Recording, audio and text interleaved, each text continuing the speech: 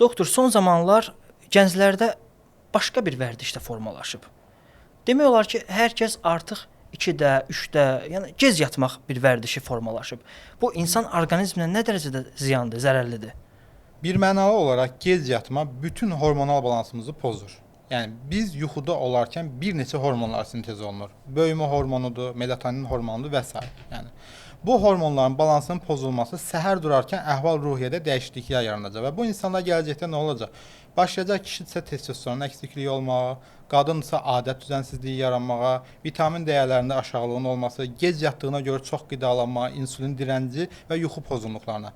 Təbii ki, qəti şəkildə əleyhinəyik və düzgün yuxu rejimi həmişə olmalıdır. Yəni normal düzgün yuxu rejimi saat neçədə olmalıdır? Neçədə insan yatıb neçədə oyanmalıdır? Baxın, bədənimizdə hormonal proseslərin tam normada getməsi üçün ortalama yuxu saatı gecə saat 11 ilə səhər 6 arasındadır. Yəni bu aralıqdakı saatlarda yata bilsək bizim üçün çox-çox gözəl olar.